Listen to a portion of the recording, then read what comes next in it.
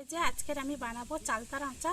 চালটাকে সেদ্ধ করব না, কাঁচা চালটা দিয়ে আমি তৈরি করে দেখাবো। তোমরা দেখো ভিডিওটা। আর আমি চালতাটাকে কেটে নেব। চালতাগুলো কেটে নিয়েছি, এরপরে ভালো করে এর আঁশ তুলে নেব। এইভাবে আমি সরু সরু করে কেটে নেব, হাতে লাগবে না বেশি। এই দেখো, এর ভেতরের অংশটাকে এইভাবে তুলে দেব।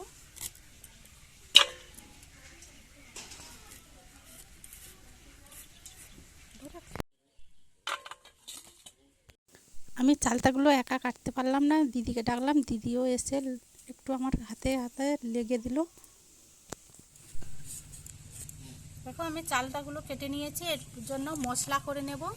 কড়াই বসিয়ে এতে শুকনো খোলায় ভেজে নেব। জিরে সর্ষে সব একসঙ্গে ভেজে নেব।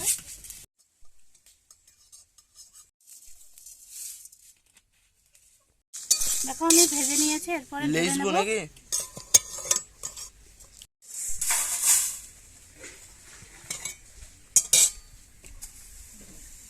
এগুলোকে এবারে শিলনোড়াতে গুঁড়ো করে নেব। দিদিকে দিয়েছি, দিদি মশলাগুলো গুঁড়ো করে নেবে। ওদিকে আমি চালটা আচারের জন্য বসিয়ে দেবো কড়া। দিয়ে দেবো সর্ষের তেল, দিয়ে দেবো কালো জিরে। চালটা ভালো করে একটু আমি নাড়তে থাকবো।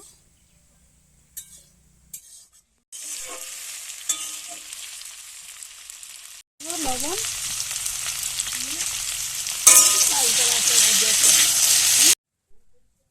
এরপরে আমি দিয়ে দেবো এখানে হলুদের গুঁড়ো।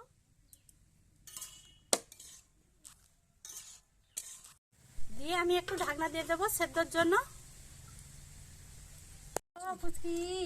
কি হটে দেখছো? হ্যাঁ, পরে আমি এখানে দিয়ে দেবো চিনি। দিয়ে আমি চিনিটা একটু ভালো করে পাক করে নেব।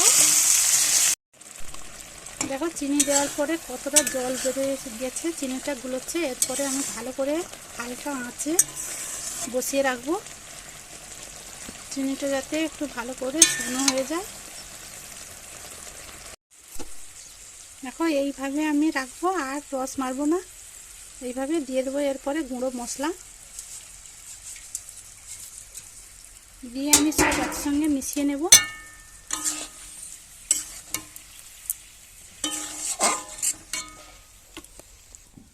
দেখো এবারে আমার চালতার আঁচা রেডি।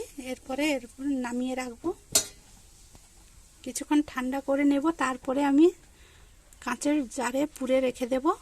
আর কন্টিনিউ 1 বছর এইভাবে রেখে খেতে পারবে। অবশ্যই জানাও চালতার আঁচাটা কেমন হয়েছে, আর কমেন্ট করো।